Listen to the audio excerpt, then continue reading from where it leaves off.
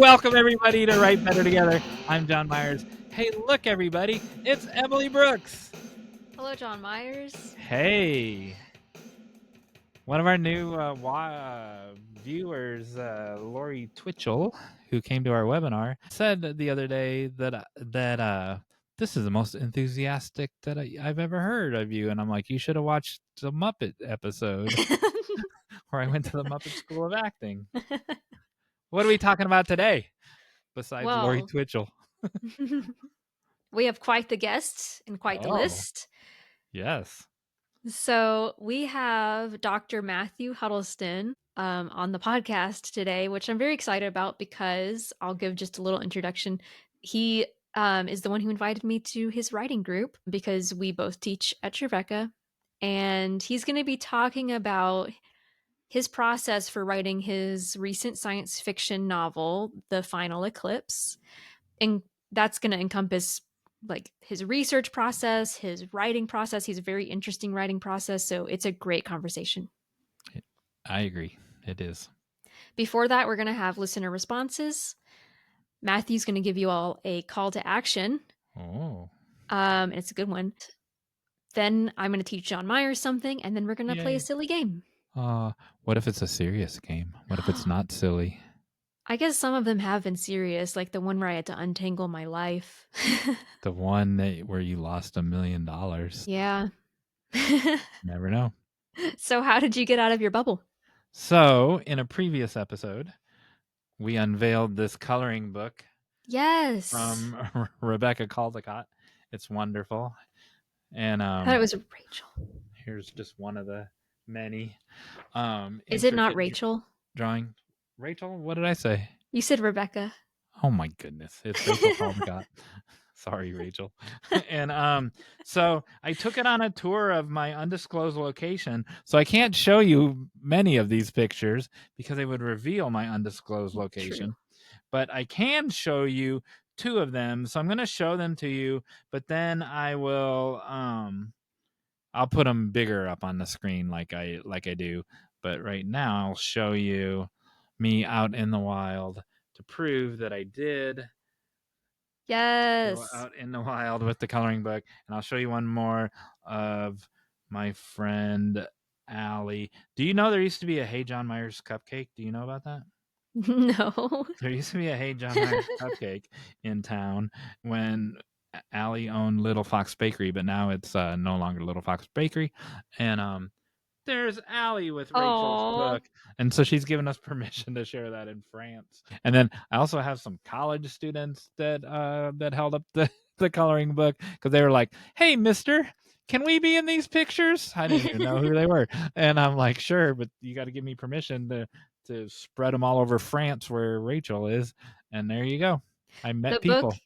The book is lovely, and we'll put it in our show notes. I think it would make a great Christmas gift. It would. It will. You know what else would make a great Christmas gift for your writer friends?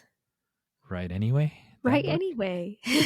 Giving yourself permission to write no matter what. Also, Final Eclipse. Matthew's book. So many books. Great Christmas gift. And an ex-girlfriend of mine who shall remain nameless bought the book and read it in our book and read it in one night. And wow. The next day she sent me like the page of the notes where she had taken notes, and she's starting a story. Oh, I love that. In 24 hours. That's fantastic.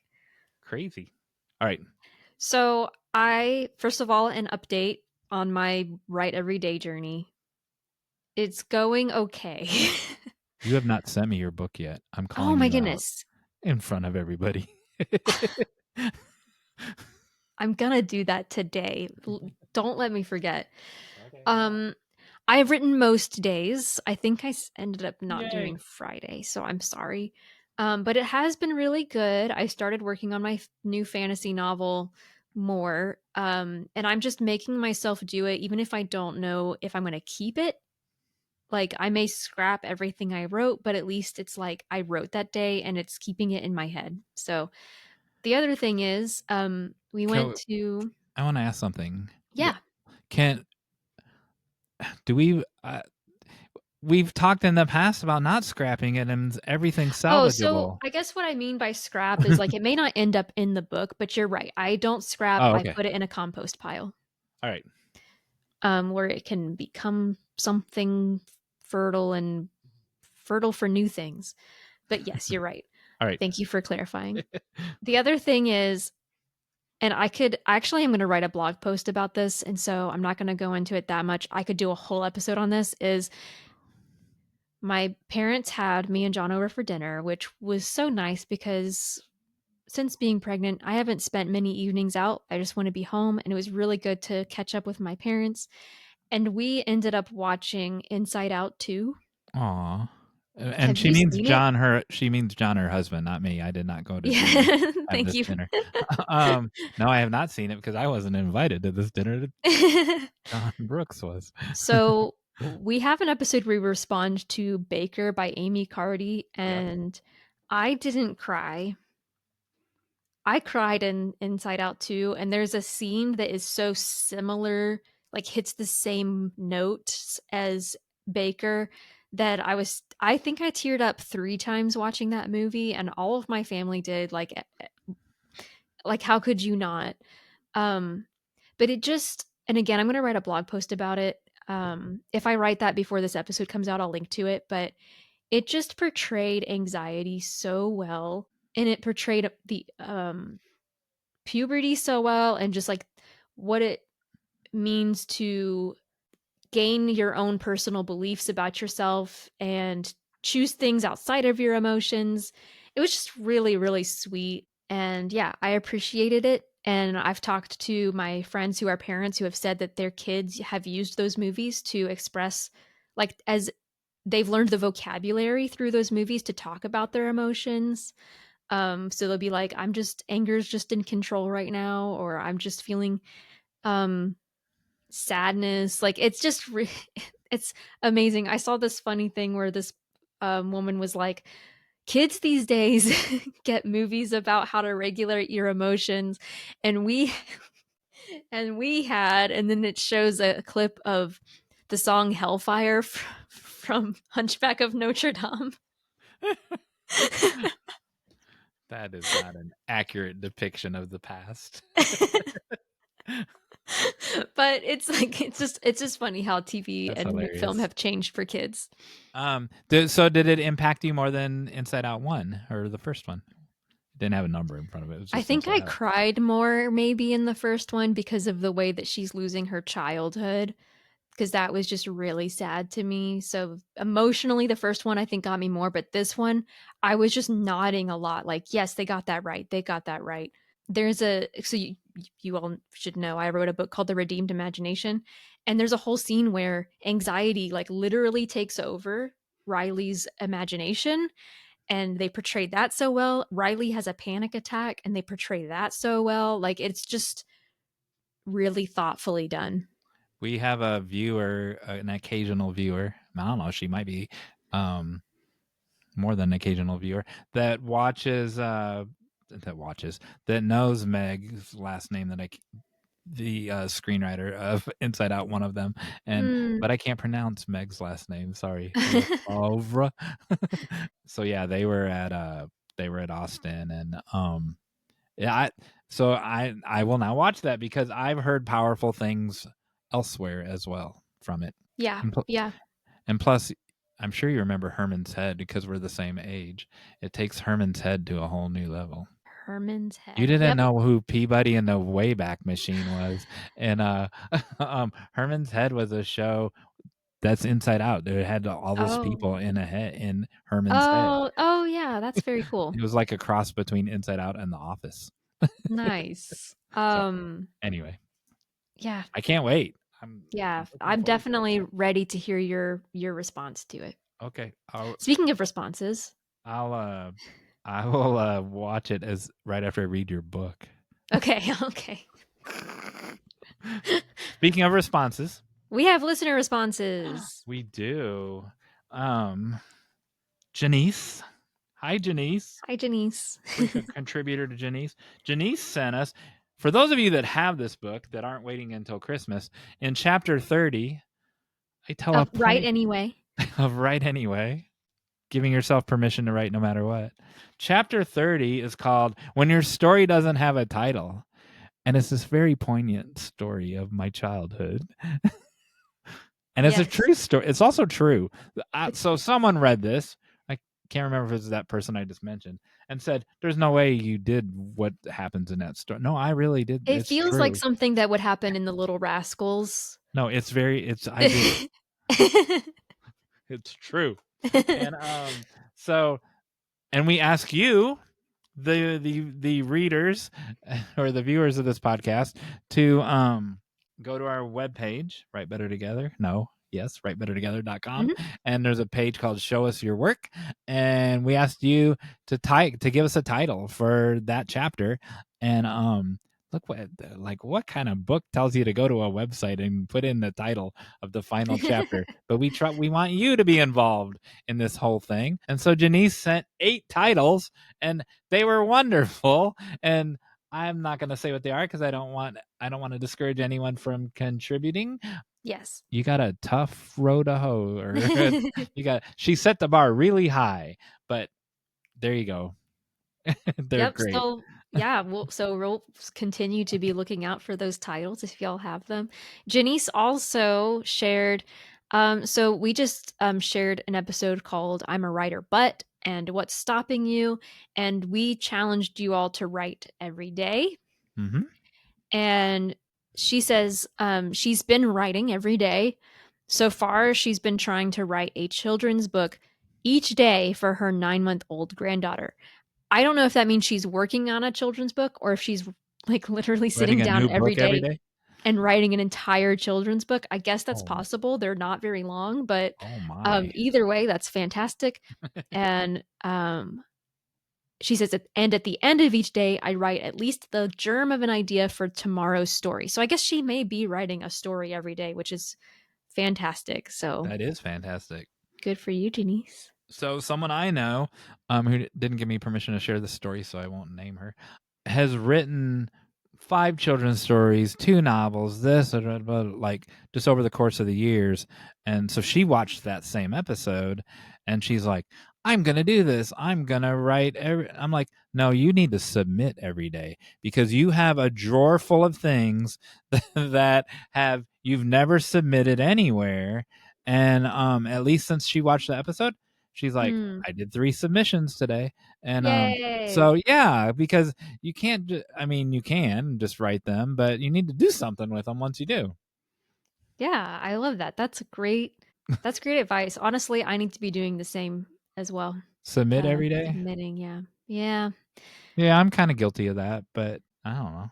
There, and with screenplays, there's kind of like a submission season, and this isn't really submission. I mean, there are things I could submit to, but yeah.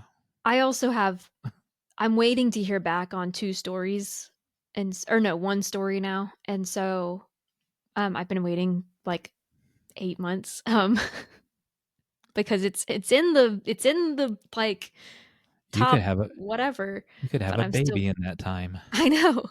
So, but that means I can't submit it. I can't submit that one anywhere, and that's the story that I've got for submission. So, anyways, I think it's time for a conversation with Matthew. Yes, it is.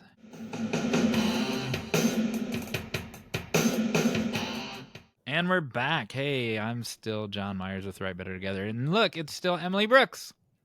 Hello, John Myers, and hey, look, everybody, it's Dr. Matthew Huddleston. Ooh, a doctor. Where'd he come from? Whoa. I'm the kind of doctor who can't really help people. I just, Well, sit around and that's think kind. about scientific things. Thank goodness, because I don't want to have to give blood. So, can you tell us about yourself and also where you are and what you have written? Yes. So I am a physics professor at Trevecca Nazarene University, and that's where I'm sitting right now in my office at Trevecca, just in between teaching physics classes. And I recently, in the past few years, kind of decided I wanted to write a science fiction novel, which I did. Just published Final Eclipse, which is going to be the first in a series of probably 3 books. It was a lot of fun to write. So I've been doing science for, oh my goodness, a long time. can I say I'm the same age as you guys too, or Sure. Yeah, sure.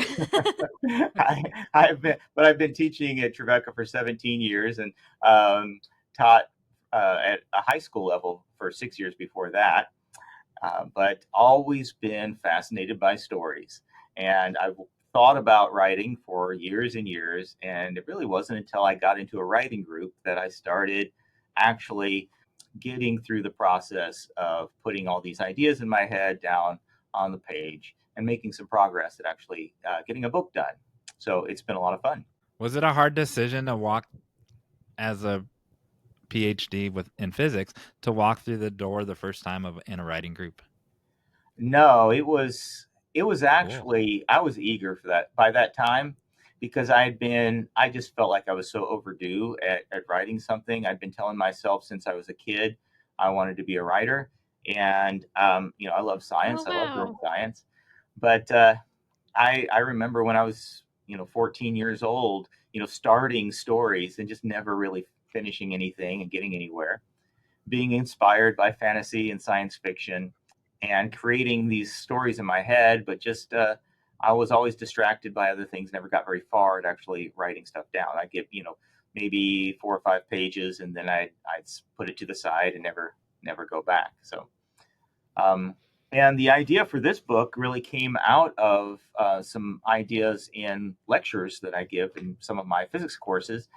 I was thinking about two different things in two different courses that I taught, and I thought, well, if you put these two ideas together, uh, that makes a perfect way to conquer a planet. And wow, that would be a great premise for a story. So I started thinking about it more, and it all just kind of came together. And listeners can't see that you're wearing a big jacket today because apparently it's cold where you are. But I actually thought you were dressed up for your book because Yeah, most of it takes place in they're very cold all the time. yeah. The can I read the back of the book? Yeah, absolutely. Just Tell us what to it's give Yeah. about. people an idea of what it's about here. So here's the back cover blurb. How do you conquer a planet? Take away the sun. It's easier than you think.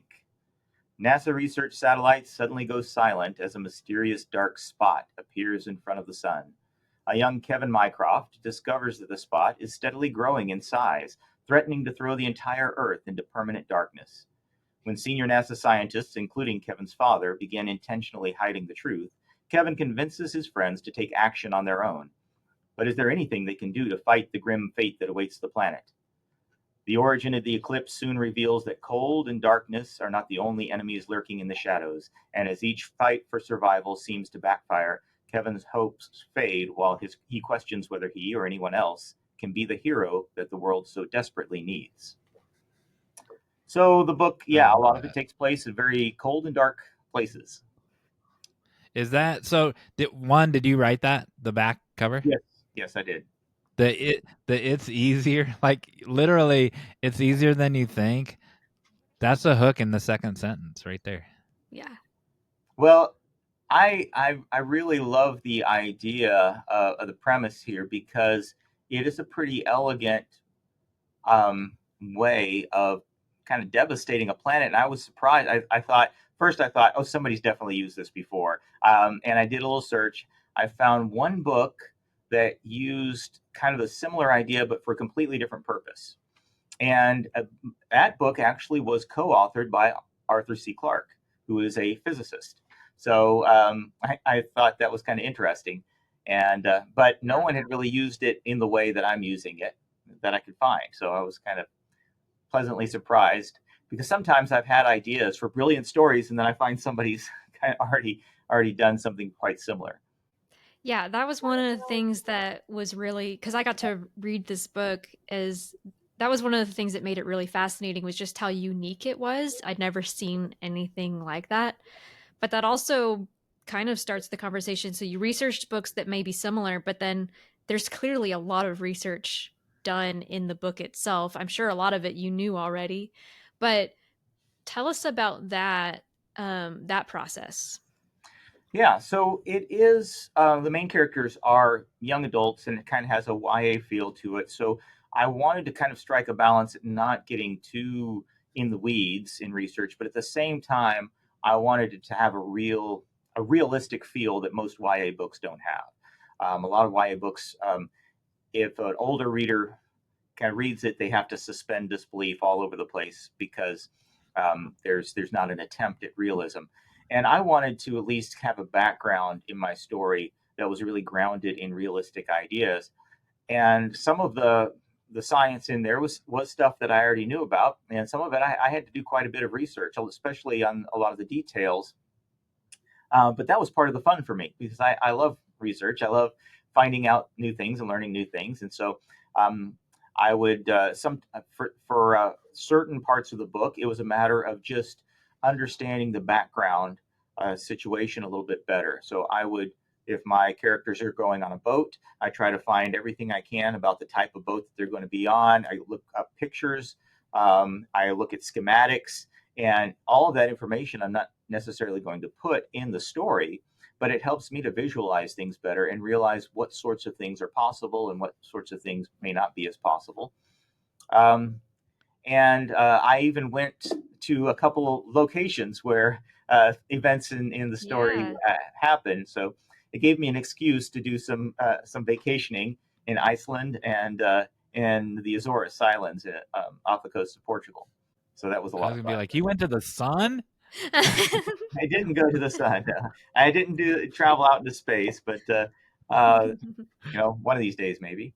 Uh, but there were Cool. times when I got my characters into situations too where I needed to get them from point A to point B, and I just wasn't sure. I had some idea in mind, and when I came to the point where I was going to write that, I realized, wait a second, the original idea I have, this isn't very realistic. There's all sorts of things that just don't seem right about this. I got to come up with a new way for them to get from A to B. I don't know what that is. So then I had to do some research and how are they going to communicate with other people, things like that. I just did a lot of just searching through the web and sometimes through other books, sometimes talking to other people. I have a friend that I met who had been in the military with top secret clearance for many years, and I said, "Can you read this and tell me all of the military mistakes I'm making?" And he did. He did a very thorough job. And most of the feedback he gave me of like, okay, I don't need that much detail in my story. I'm not gonna, do every little tiny little thing but there was some stuff that was quite useful. And it does feel very grounded. And the details that you do include, it's not overwhelming, but it feels so real. So I'm curious, when you go on location for that research, what are you doing to make sure that when you go home you're ready to write about it? Or do you write on the spot? Well, I tried to do some writing when I was on location, but most of it was just looking around. I had, before I traveled, I had in mind the general storyline and things that my characters were going to be doing at these locations. And so as I see um, just places that look like good opportunities or good locations for them to be doing various things, I just kind of take mental note, maybe take some pictures um, about that location so I could write about it. And some of it was I really wasn't taking a lot of detailed notes when I was there, but it was more of just gathering ideas. And the great thing about the internet is you can go back and fill in a lot of details afterwards. If you've been somewhere, you can say, wait a second, what did that building look like? And you can probably find a picture of it online. But you wouldn't even know that the building existed probably if you hadn't been there and seen it, and that sparked some idea in your mind. So being there helped me gather some ideas, and then later I could kind of sort through and fill in the gaps with information I could find online. What if the internet didn't exist? How would you, no, I'm serious. How would you have done the research? Yeah, that would have been a bit different. I would have been taking detailed notes when I went around because would have wanted I would have wanted to get as much as I could correct about what was where. So you would have still gone to the places, the Yeah, countries that you went to, and if I could you have. would still talk to the experts. You're the military guy, the top clearance guy. So there's still things you would have footwork, leather, shoe leather that you would have done. Yeah, absolutely. I I think that, well, I've read sloppy writing before. We all have, right? One of my favorite examples is, um, Emily knows this. I don't know, John Myers, if you know this, that I grew up overseas, and so when I was young, my family lived overseas in Congo, and we didn't have a lot of different many books to read. So anything books that we got, we would just devour them. And somebody gave our family a whole bunch of Hardy Boys books, and we just went through all these Hardy Boys books. I was probably about Yes. 8 or 9 years old at the time, and I enjoyed them. But Hardy Boy books are not, great works of literature necessarily. And there was one of these stories where um, Hardy Boys are interviewing somebody, and they don't not sure if he's a good guy or a bad guy. And he tells a story. He says, "Well, I was going over this place, and then somebody started chasing me, and I climbed up a pineapple tree." And immediately I knew, okay, so this guy is lying because pineapples don't grow on trees. And I knew that because we lived in a place where people grew pineapples. It was a tropical location. But it turns out the author of this particular Hardy Boy book did not know that, because this ended up supposing to be a true story that this character was telling, that they climbed up a pineapple tree. So, simple facts sometimes make a big difference if you get them wrong. And it's funny how many people don't seem to mind when you get scientific facts horribly wrong.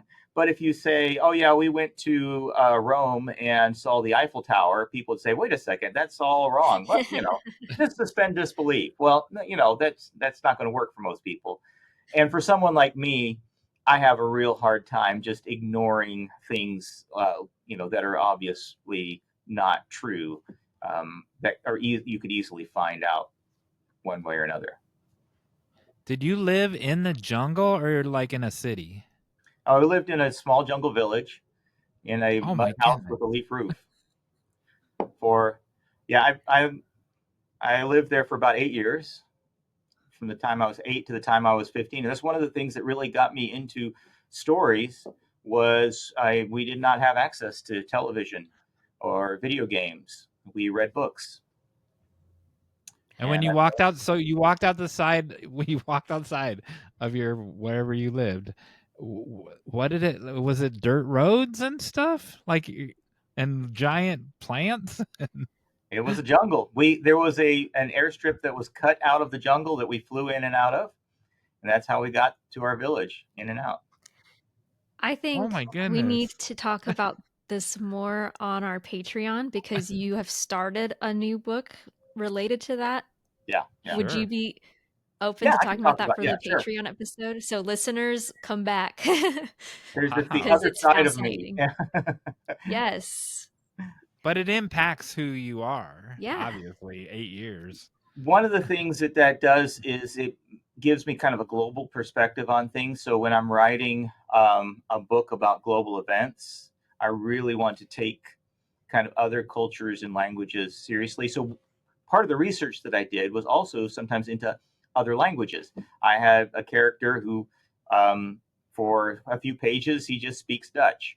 And I don't know Dutch, so I had to do some research into Dutch phrases, and I think I got it right. But I'll have to see the first time someone who is Dutch reads my book, they might find a mistake. Uh, I also have a Russian character, and I have some Russian phrases, and I think I got those right, because I did some research.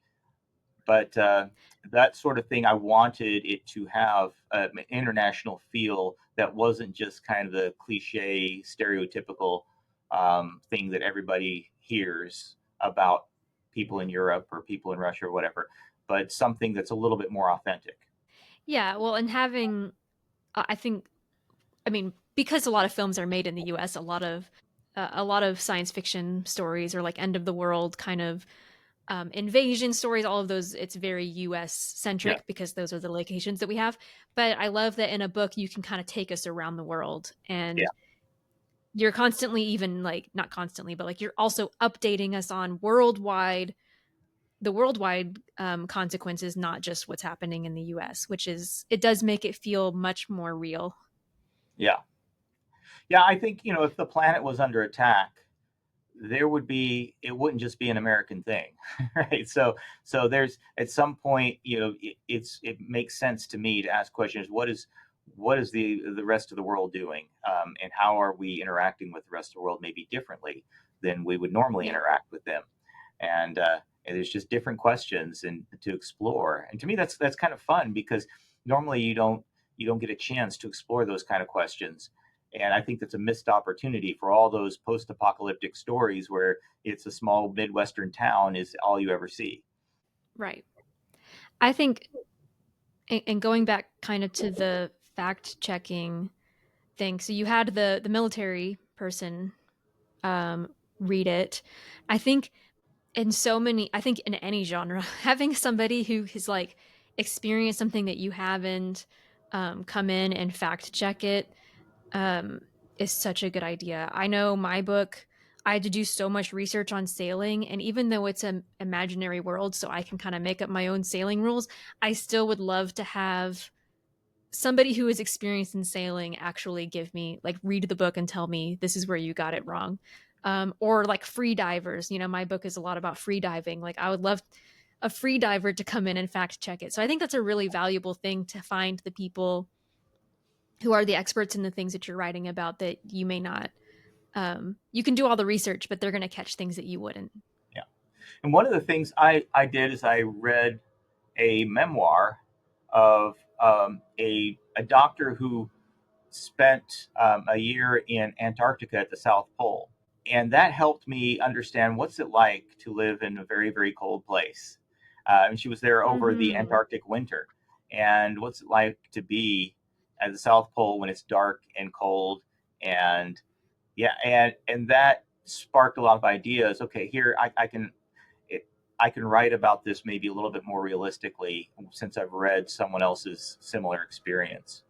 Um, so finding things that other people have read, as well as talking to them. If you have someone it's always great, to pick their brain and talk to them. But there's a lot of great stories and memoirs and things out there to also look at. Yeah, absolutely. So with the when you were, well, first of all, I have actually a question about this, because I was going to ask about your writing process. Yes. Do you did you continue having to research things as you wrote, or did you do all the research beforehand as you were outlining? Like, how did that work? Yeah. Oh, I definitely continued to do research as I was writing. And yeah, I can talk a little bit about my writing process now. Yeah, so you have a really interesting writing process. So, and I think I've not heard anybody else do this. So I'd love for the listeners to hear how you do it. Sure. Yeah, it's I call it a layering approach, because that's kind of how I think of things, is kind of layering my writing without, I'd heard other people describe ways of kind of exploration writing or discovery writing, or you know or planning out exactly what you're going to write, but everyone would talk about, then you just sit down and write. And sometimes I would sit down, and I felt like I really couldn't just write a chapter or part of a chapter. I needed to just sort out a lot of things first, and yet at the same time I also wanted to write maybe a paragraph or two. And so I've developed this way of thinking about my writing process, which was kind of in various stages or layers, where I start with kind of where everyone starts, with kind of a storyboard, or most people do, at least some main outline of your book, of how it's what is the main ideas that you want to have in your book, what's the main plot, what are the main characters going to be, what are the goals, and all that sort of thing. And then kind of the next layer is breaking things down into chapters, or at least major sections of the book, of what you're going to try to accomplish at different stages of the book. And all that is just very general outline level. And then I get down to a deeper level where I think about, and this is where kind of things get very visual for me. I start to think about scenes, and I think about a scene that I would want to write about. In another scene, I'd want to write almost like if I was doing a movie or a television show. And sometimes the scenes would contain dialogue, and sometimes they would just be descriptive. Sometimes they would contain action. but I think of things scene by scene, especially once I, got down to the level of a chapter. How many scenes do I want in my chapter? Do I want one big, long, continuous scene, or 3 or 4 scenes kind of broken up? And when I start to decide that, then I would describe the basics of each scene. So I would just have a description of the scene, and now I can write that without having to worry about, am I writing good prose? And that was the freedom that I found, in that I can describe a scene, and I don't have to worry about, is this good or bad writing. This just has to be something that I can go back to and look and understand what that is. And then the next layer, I start to kind of think about, how would I describe this screen or describe the scene if it was like a stage play, where I had to tell someone how to set up the stage, or if I had to have dialogue, what kind of blocks of dialogue would I have? And so sometimes I would write blocks of dialogue where it's just like, if you've ever read Shakespeare or stage plays, where they have the character's name, colon, and then what they say, and another character's name, colon, what they say. And it's not, like a novel. It's just the character and what they say. And so I would just write that. And in my head, I would have this idea of the conversation, but I could get it out very quickly without having to worry about the tags and all of the details that I would normally want to put into my writing. And then I go down to a deeper level, and I would come back over a scene like this, and I would think, okay, now I'm the director. How do I want to make this really come alive? What details do I want to put into this scene as they're speaking? What are they doing? How are they moving throughout the room? Is there important things that they're noticing in their surroundings? And what are their emotions? And how do I bring out their emotions, and things like that? And how do I tighten up the dialogue? Maybe change it a little bit. And so I approach it more from a kind of that director standpoint. And then the final, well, there's kind of two last stages. The first is like, I try to create an essay out of it, where it really does flow, like writing something that you would be reading as an essay or a novel, or something descriptive, or something that's not just a screenplay, and try to get some real flow in it. And then the final layer would be, I want to come back as a unique author and think of, what unique things do I want to put in my writing style, and make to make it pop a little bit. And so I have these layers, and I'm not doing the entire book at once in these layers. I'm kind of jumping around sometimes from chapter to chapter, and I'll get an idea for chapter 13, and I'll go and I'll block out the scenes, and then I'll come back to chapter 7, where I've already blocked out the scenes, and I'll do the layer where I do just the basic dialogue, because I have an idea suddenly for the basic dialogue, and I'll jump around, and that's kind of how I do my writing. And eventually I kind of flow through the writing to where I'm start filling in more and more detail, and I do it progressively, usually from the beginning to the end. I don't put a whole lot of detail in the last chapters while I'm still working on the details of the early chapters. But it really helps to be able to jump around a little bit, layer a little bit, add detail here, add detail there, and before I worry about having any finished, real readable manuscript. And then by the time I get to that final layer, I find that it's a lot more polished than most people's first drafts, because it's not really a first draft. It's kind of has multiple kind of uh, efforts put into it, and that means that I don't have as much real changes and fixes that I need to do once I get feedback from my readers. Yeah, which is also important, because I always need feedback from people other than myself, to read it and tell me, oh wait, you forgot all about this, and this is really, really confusing, and things like that I need to fix. So Matthew and I talked at Southern Festival of Books a little bit about our processes, and which we're going to talk about mine. Emily talked about hers in a previous episode. We're going to talk mine on a future episode. But the middle section of his is very similar to mine, where especially when he's talking about the scene by scene. Now in prose, Renee Gutteridge would say that's a passage, but I think in not a passage, not a scene, but the way that Matthew describes it, because first of all, it's a very cinematic story, right? And so and as part of his process, it really is a scene. So when we pointed out in a previous episode, there are times when passages are scenes, but not all passages are scenes. And so I think Matthew is a good example of that. And but because I'll do a scene by scene in the middle, and so it's just a paragraph prose of each scene, and then it turns into a scriptment where it might have it's a scene by scene with some dialogue plugged in. So the middle of his of what he just told you of his 7 layers, very similar to my middle of my process. The question I have for you, Matthew, is it one big document you're hopping around in, or do you have 7 documents open? No, I put it all. So, and I got this idea from just listening to Writing Excuses. You've heard that podcast before, probably, where they said, just have a Word document, and then I use the view where the navigation pane is what it's called in Windows, where you can set up headings.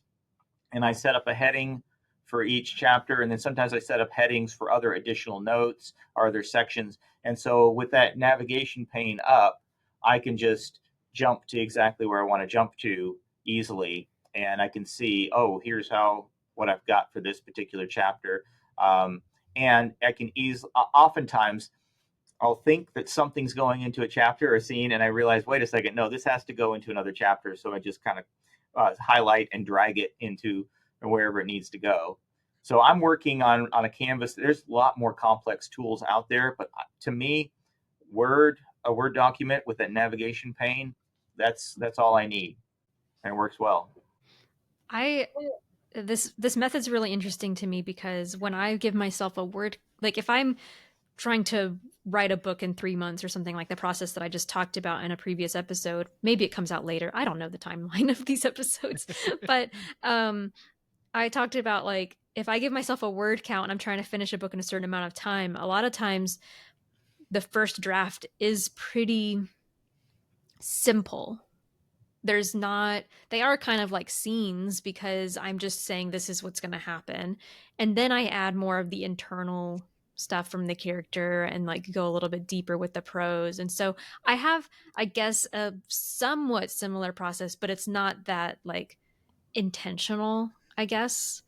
But I think one of the things that listeners can learn, like even if they don't do that exact method, is when you're drafting, like it doesn't have to be that perfect polished draft with the first thing that you write, because sometimes you're still figuring out what's going on and where your characters are going. And with your novel, Matthew, like it's so complicated or complex, really. You have so many characters that you're following, and you have all of these different kind of mini plot lines that are happening. And so it makes a lot of sense to me that that method would help you align, like, okay, this is what this character is doing, this is what this character is doing.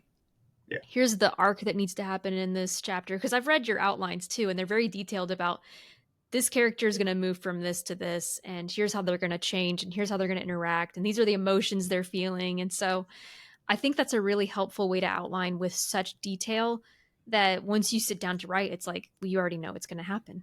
Yeah, but I have to go back, to that outline sometimes and remind myself, what did I really want this character to do? And sometimes I change my mind and I think, well, wait a second, Yes, I really want them to do this, or I don't. But it's there as a guide, and it helps me to. The other thing that I often do when I'm going through this, I'm constantly asking questions. I'm thinking about what question would somebody reading this have. And that's one of the great things of having a writing group or some feedback from other people, is because they'll ask those questions for you. But as a writer, I'm thinking, what are the other characters doing now? And as I'm writing a scene for one, for say the main character Kevin, maybe his friend Joseph, and they're talking. I'm thinking, what are the other characters doing at this point? Are they doing anything important? Do I have to keep that in mind for the next time they show up? That they have done this, that, or the other. Because to me, that's part of real life. Is there other people are constantly doing things all the time. That's one of the things you can never as a writer do realistically. You can never account for just the complexity of how many people are doing, all the things that they do. And so, especially when you're trying to write a story about global events, the only way to do it realistically is to have thousands and thousands of characters doing millions of things. Of course, that doesn't make a story. So what you have to do is, cut out most of that, but still give the impression that all that's still behind the scenes happening.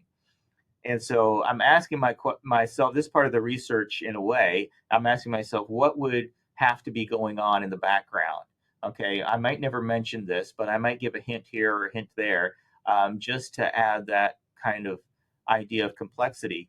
And I don't have to sort out all the details, but the more I kind of think about those things, the more I can kind of give a realistic depiction of why, things that could happen. Um, and yeah, it's really funny because when I start to do that, I often come up with more and more and more ideas of things I want to put in the story, and I have to be careful that I don't let things just kind of blow up into a story with a million different rabbit trails, because you don't want that. And there are some authors who are really good at that. There's some.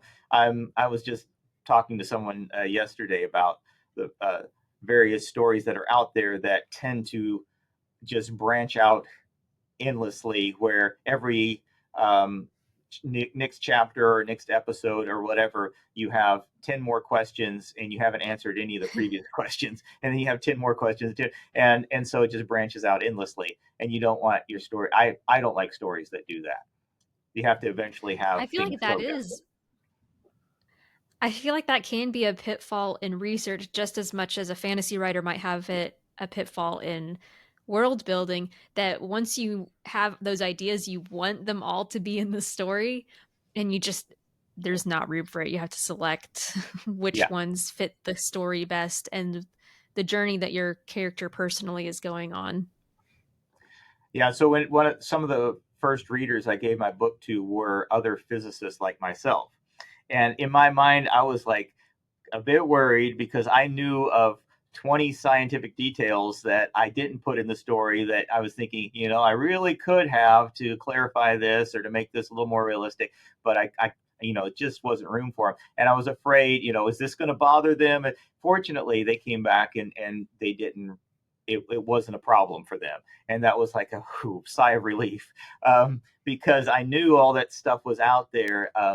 And yet that's the goal, I think, when you're writing, is you want your story to have that, again, the feel of complexity and realism without getting bogged down in stuff that keeps it from being a good story. So I wonder. So this is my last question. I wonder. So you said it's probably number one of three, and a series of three. How much in book number one, while you were writing it, did you keep book number two and number three in your mind?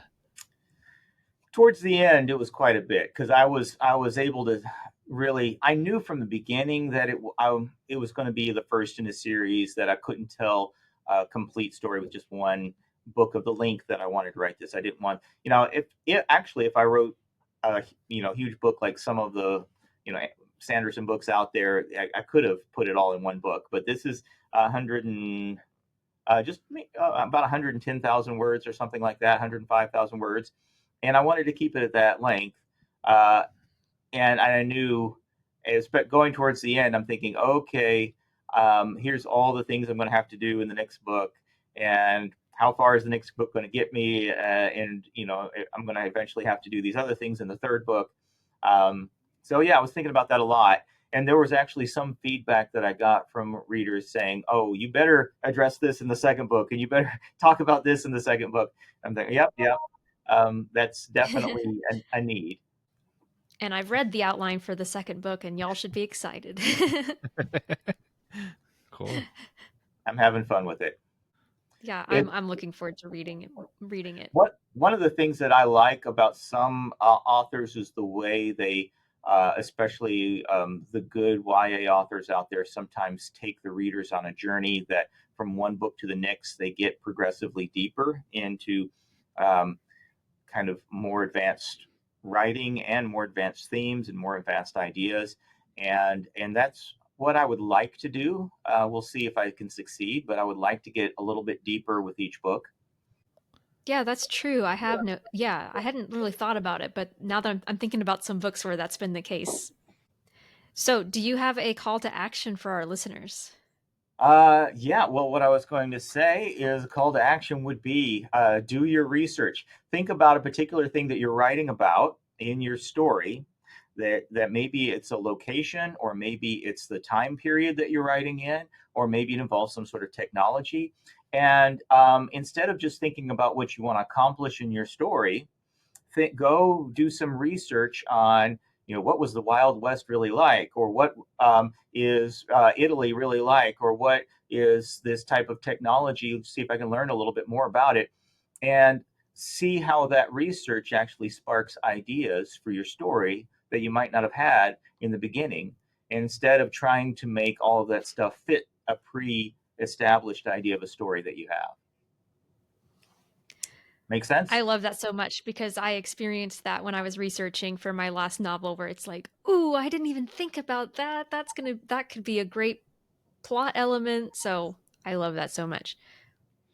So, listeners, tell us about what you researched and how it affected your story. You can reach out to us at writebettertogethernow@gmail.com, or you can share your responses on social media when we post this episode, or in our show notes at writebettertogether.com/podcast. That was So, great. that was great. Thank you so much for joining us, Matthew, and we'll see you again on our Patreon. Thank you, Emily. I Thank you, made my John notes Myers. for the Patreon. Oh, nice. Thank you.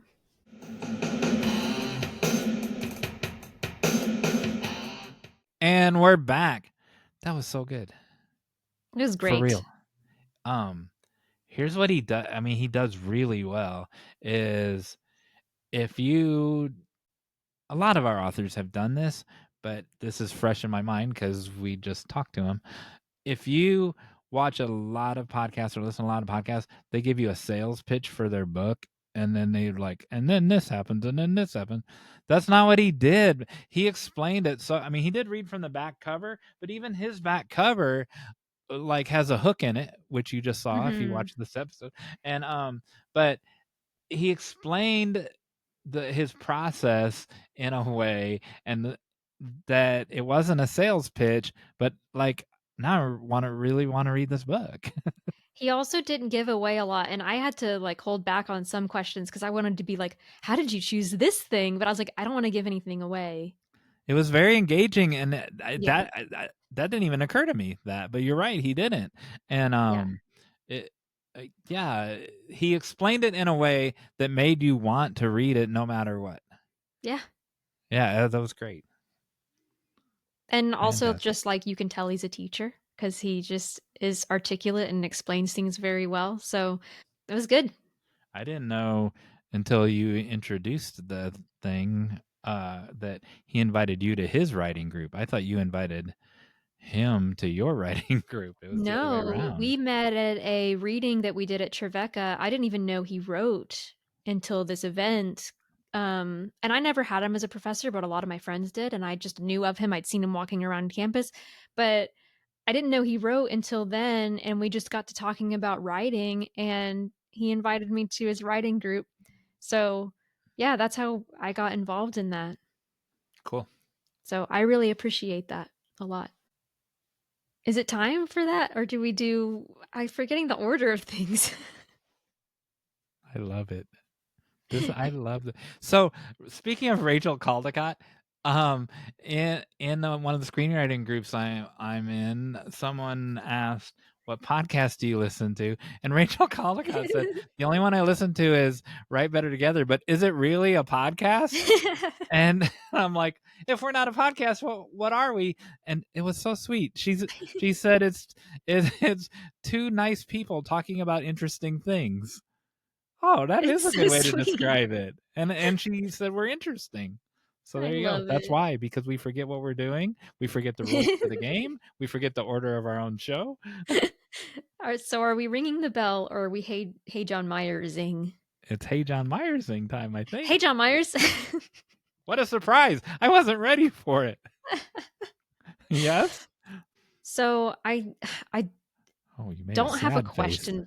I feel like I don't have a question for this one, but remember when we were talking about um in a previous episode, we talked about anxiety and how like I talk about how I have anxiety all the time, but then like I don't always like it when people say I have anxiety and like that whole conversation. That was a question. It was just a long one. Do you remember that? do you remember when we were brother and sister, and when this is bad exposition theater. remember when we were sisters and we went to our brother's 7th birthday party, who's sitting right there and that is now 49. I do remember that episode. So between that conversation and just having watched Inside Out 2, I Mm-hmm. thought I could go a little bit deeper into talking about anxiety disorder. Yes. Because we kind of raised some questions in that, and I felt like the movie brought up even more thoughts for me. So one of the things that I think the movie shows really well is that anxiety is an emotion; it's not a disorder. Anxiety in itself is just a part of who we are, and the way that they even approach it. I'm trying not to give too many spoilers, but basically her role is to help Riley think about the future and plan ahead. But that can be a really good, powerful thing, right? Because we need to plan ahead. We need to think about the future and potential consequences of our actions and all of those things. But it can also go to a point where if we take that in a negative way, it can spiral, right? But that's something that everybody deals with. And so I've been seeing a lot of like content creators lately creating videos where it's like, if you have anxiety, then you do this. Or if you have ADHD, then you do this. And if you have OCD, then you do this. And it's a very much like categorizing these disorders. But what I've found interesting is that a lot of times, like, they're just very human things, like very relatable things that they're talking about. And so, what is the difference between just having anxiety as an emotion versus having a just anxiety disorder, or having some attention problems versus having attention deficit disorder, or having some personality quirks versus having obsessive personality disorder, right? So like, or obsessive compulsive disorder. Um, and the main thing, and I feel like this is so self-explanatory, but I think that because people are just very interested in diagnosing lately, that it kind of get lost in the weeds. A disorder is something that can be debilitating, right? So I was looking at like, okay, what is generalized anxiety disorder, which is what I was diagnosed with years and years and years ago. And it's something that has to affect your day-to-day life and your regular functioning. And usually it's something that you have been experiencing for a long period of time. It's not like interspersal or something that's new that's come up. It's usually like you've been experiencing this for 6 months or more. For ADHD, it's like you should have seen like symptoms throughout your childhood, not just now. So it's something that it's not just that you're having anxiety as an emotion, it's that it has basically taken complete control of your brain and you can't function the same way that regular people do. Any thoughts or questions on that before I Yes. I can go on? Yes. So, Dr. Emily, Dr. Nick's watching, so he can chime in if he'd like. So, I was going to ask one question, but then you added that it has to be over a 6-month period or since you were a childhood. But remember when I remember the time when you were my sister, and remember the time I called you and I said these people are coming from out of town with no notice, and I was frozen and I couldn't do anything. So that was debilitating. Yes. And but it was doubly debilitating. So I called Emily because Emily's good at this stuff and she's familiar with it. But it wasn't a 6-month pattern of it. It wasn't 100. I'm not 100. 100 It years. wasn't a lifelong Wow. pattern. It wasn't a lifelong pattern of it. So question number one is, it was still debilitating. Was that a disorder for the day? It was more than an emotion. Question number 2, is that mean there's 6 more months of it ahead in the future? Was it my first debilitating one? That's a really good question, and I am Mm. not necessarily equipped to answer it, so people don't write in or write in and tell us tell us the truth because um I wasn't expecting that question. My initial reaction is it kind of reminds me of like people who have phobias. Like you may not be afraid of snakes all the time, but if you see one, then you're going to freak out. And so there may be like things that trigger like specific responses, but it's not a consistent thing. Does that Okay. make sense? Yes, it makes total sense. What was your second question? Was it my first of Oh. was it the marker that now a period of discontent Well, I is mean, now beginning? it's in the past, so I guess you can say, like, did it go away? What? That one did. That Yeah. one instance did. Yeah. So, but I never had one before, and so now I'm like, is another one going to jump out of the bush? Because you don't know. I didn't know it was coming. Like, You mean, like, was it Could the phone ring right now, and I have another one? oh, Oh, another guest? another In Frozen episode. Frozen episode. Interesting. Yeah, I don't know. I didn't even know This what it was. yeah. I think in That that is really episode, interesting. so it made me remember one other one. So, but 2 in 100 years, and so that's not a pattern of debilitation. Right, so that's another thing that made me think about this is I already kind of gave this away, but Riley has a panic attack in Inside Out 2, and I don't think that like, that doesn't mean that she has an anxiety disorder, it doesn't mean she has panic disorder or that she's gonna continue to have panic attacks, right?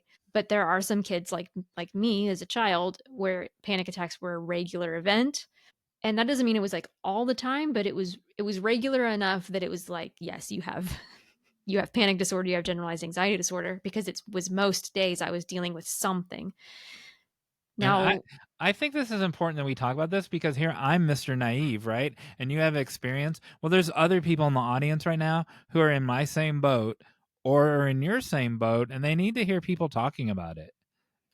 I think so too, and I think especially again with this kind of like everybody's really interested in diagnosing themselves, like again, like I saw like a comedian, for example, talk about how he was at the airport and he was constantly checking for exits and he was worrying about this thing and this thing and this thing. And then later someone said, like, oh, you have anxiety. Well, I think that we can all be in situations where we feel anxious and that that's a very natural pattern. But is it debilitating? And I mean, it doesn't have to be like you're not like you don't always have to be in the fetal position, like But I think about for my childhood, and this is not me trying to like one up anybody or like tell like make people feel bad for me, but it was like you don't want to leave the house, you have trouble eating, you have trouble socializing. Like there are multiple layers to it that make it difficult to function. I mean that's not to say that people can't have a mild version of this, right? It also doesn't mean that that's like you can grow. So I like to I think that one of a good comparison is diabetics. So you may meet somebody who is diabetic and never know that they're diabetic because they have managed it. They are they're living with it. They are consistently having to consider their life choices each day to manage it, but it's not necessarily like they're dealing with it. And I think anxiety is very similar. Like some people, if I just meet them, they may not know that I have an anxiety disorder, but that's because one, I'm taking medications that help boost my serotonin. I have tools in my pocket for managing anxiety, and I also have things that I know may trigger anxiety. So just like a diabetic might avoid certain foods, I might have to work a little bit harder on the thoughts that I let into my head. So I think and I what I don't know because again I don't I really don't know the answer to this is if you can just say like, oh, my anxiety disorder is gone. Like, is it gone or am I managing it? I'm not really sure the answer to that. I know that I used to have panic attacks like a couple times a week, and now I have panic attacks like maybe once or twice a year. Do I still have panic disorder? I don't really know. I know that I'm managing it regardless. So that one when I got frozen and then I was debilitating, I couldn't do Yeah, anything. Um, so here's what helped. So your advice of just do one thing, just do one thing. Um, that didn't help because I couldn't do one thing. because you were But the frozen. because I was frozen. However, the fact that you gave that advice helped, that I knew that there was Interesting. someone that I could call that Oh, knew a tool, right? And I didn't call you back and say that didn't work. It, right. it it was like, well, I just did an episode with her last week Tuesday. She was fine, and so the fact that I knew that people that endure this more than I do exist and are functional. Yeah. Um, that's what helped, which is again is why it's good to have these conversations. Well, and that helped me a lot growing up too, was actually reading the stories of people who had been through it, or even talking to my parents, because like both of my parents had a lot of anxiety, like seasons of anxiety. So I don't know if you would say that's a generalized anxiety disorder or not. I'm interested in that, but they've definitely had seasons of anxiety and then they recovered from it. And so hearing recovery stories is so encouraging because you're just like, okay, like Yeah. you can get better. You can get better. So we have a future guest who will be on. Well, I was gonna say I don't know if it'll be on before or after this. It'll be after because it's our Christmas Eve episode, right? And Judy Go Wong. I might have these in the wrong order, but deal, heal, feel, seal, and probably I said those in the wrong order. Um, but this will come up again with her for Yeah. sure, and so I think it's great that, like, what a thing to talk about on Christmas Eve too, right? And but people people I don't like the word suffer, but people experience this during the holidays, Yes. especially, or maybe Yes. not especially, but It can be seasonal. And that's the complexity of talking about this is like it's so different for everybody. It may be triggered by some things and then you're fine the rest of the year, but I wouldn't say that if you feel anxious or you have a panic attack that means you're suddenly like going to spiral into having that the rest of your life. I think it's good to normalize it as like it's a human thing. It doesn't necessarily mean that you like having a blood sugar spike or a blood sugar drop is normal, even if you're not diabetic, right? I've convinced myself many times that I was diabetic just because I experience normal blood sugar problems, right? oh my Like, goodness. but it's not debilitating, and that's the difference. So, Wow. I'm the opposite. So you you just tried to take on a problem that you didn't have, or an issue that I'm like, I'll ignore an issue that I have. oh no, I Interesting. I I convince myself I have a lot of problems that I don't actually have. All right. Well, I This hope that was helpful. And if Yeah, anybody has this is questions, I'm great. happy to answer more questions. But again, there are some questions that I can't answer because it's so different for everybody. And that's where a therapist and a doctor can help you better than I can. We are two nice people that are interesting. Yeah.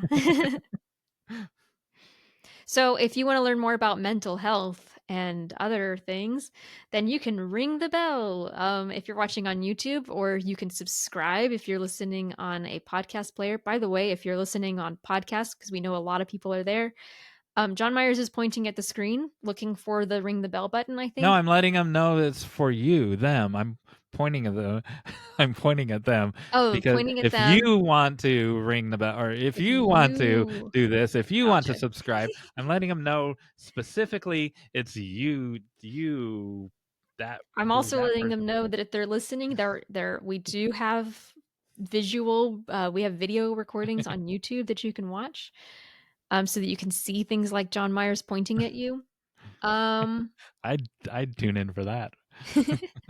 You can also subscribe to our newsletter and get our stuff in your inbox and know whenever we do webinars and things like that. We just had a webinar. It was great. So if you missed it and you're interested in learning about our next one, subscribe. You can go to writebettertogether.com.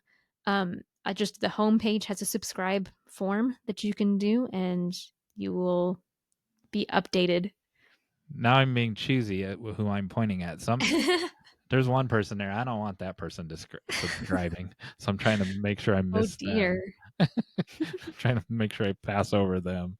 And when I was a child, my family would travel. We were taught not to point. That it was rude. Yeah. Were you taught that? Yes. Don't point, don't stare. Yeah. And did you know that if you point at birds, I like professional go ahead. Professional bird watchers know that you don't point at birds, but I always do it because I always forget. I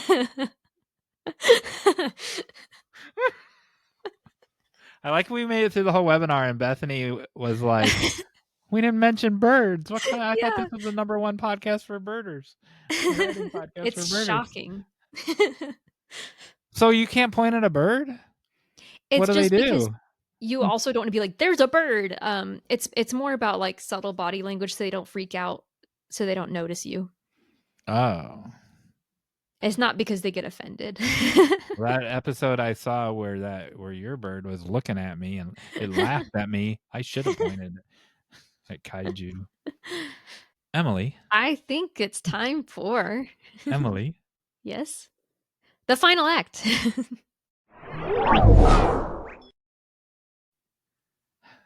Emily. What? Are you smarter than a capybara? Oh my goodness. It's time to play. Is Emily smarter than a capybara?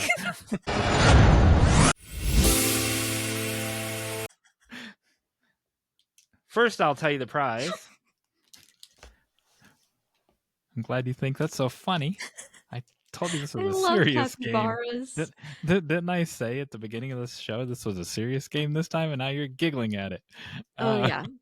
You'll be playing for this serious prize, this chocolate-covered marshmallow, chemically infused snowman, my favorite candy. And so I will be asking you a series of 3 questions. I will also be asking the capybara the same 3 questions. And whoever gets the most right wins. And there's a bonus question at the end. And it's based on choice. So 3 questions, and here we go. Okay. Do the thing where I share the screen. There's going to be stuff on the screen for our listeners. But you'll hear the questions are said out loud. So okay, so you'll hear them. Yes. Ready for question number 1? Yeah. Emily? All right. Here we go. Hey, Cheesecake, what's a ghost's favorite dessert? Emily, what's a ghost's favorite dessert? Marshmallows, because they look like little ghosts. Oh, let's see if your answer is closer to Cheesecake's answer. I would have think he would have said cheesecake, or she. I don't know what the gender is of cheesecake. Ice cream. Now, I want to refute something. I don't think she's asking the question. I think she's... Cheesecake, it pauses too long, so she had to answer it. Did the capybara answer the question? Yes, by facial expression.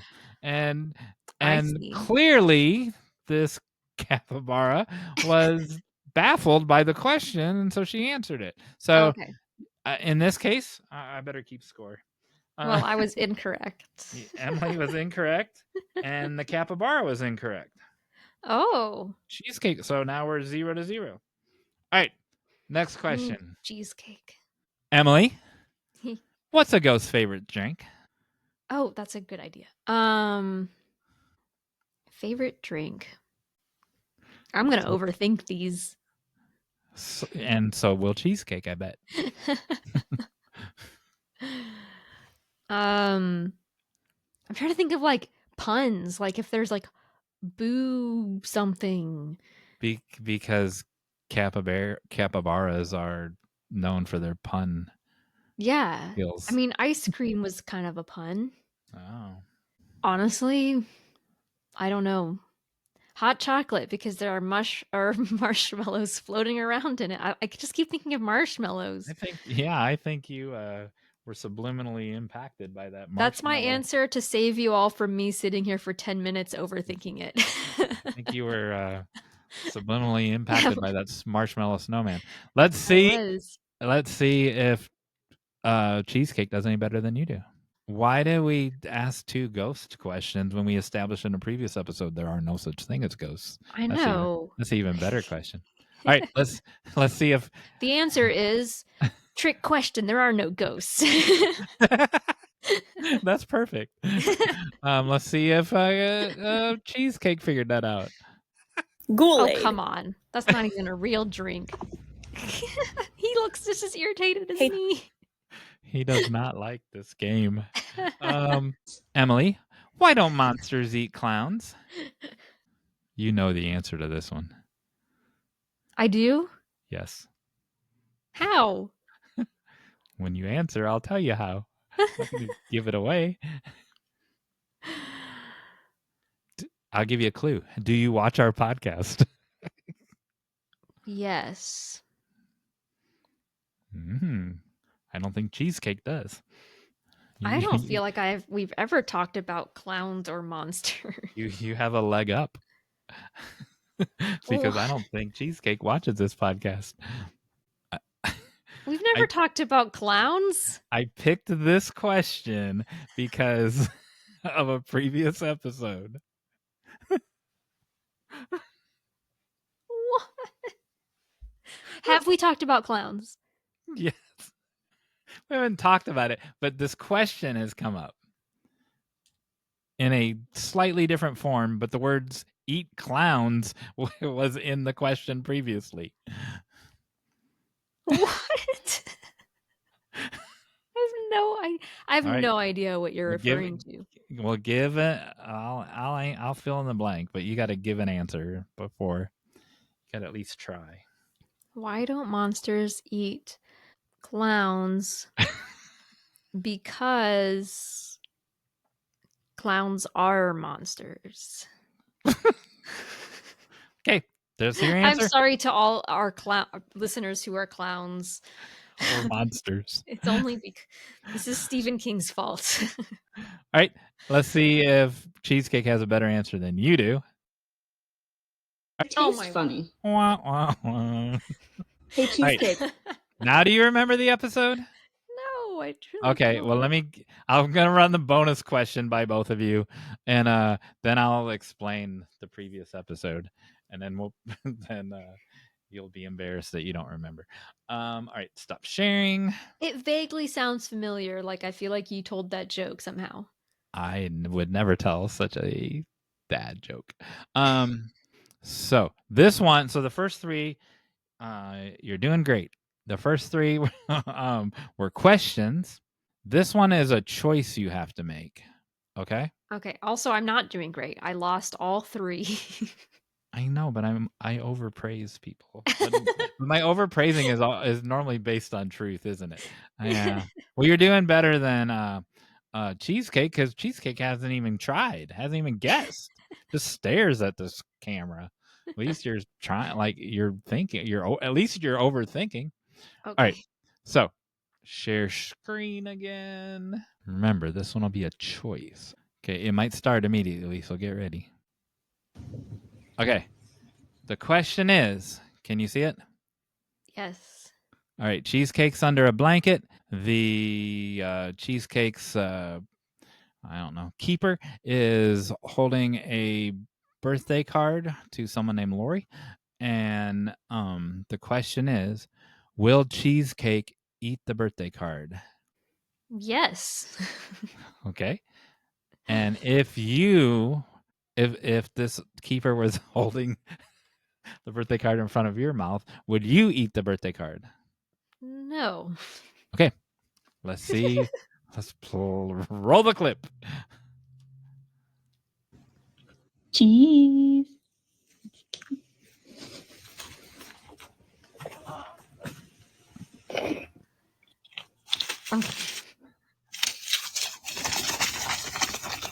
Yay, you got it right. You know, Finally. I was worried that our listeners wouldn't be able to like hear the answer to that question, but I think they did.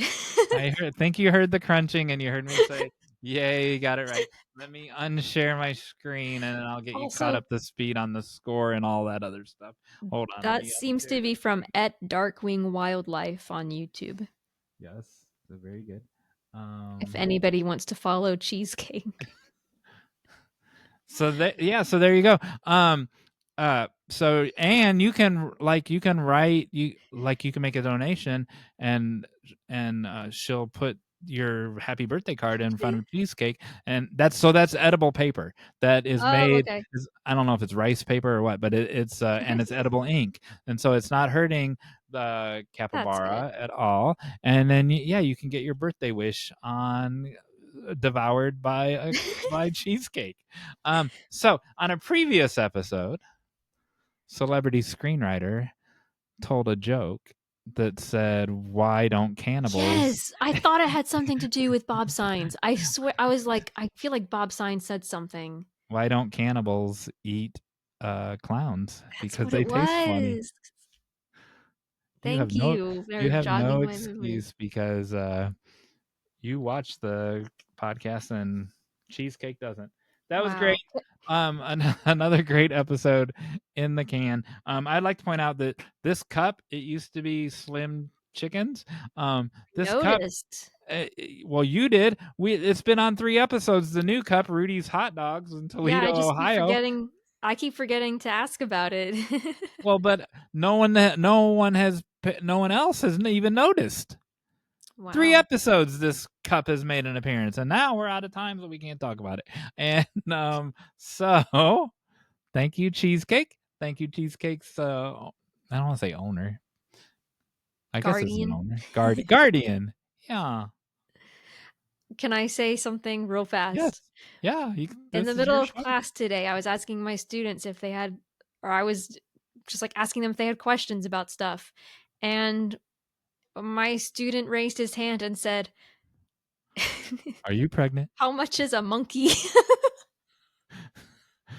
How much is a monkey? Yeah. That was his question. How much is a monkey? How And much then is I a had to monkey these days?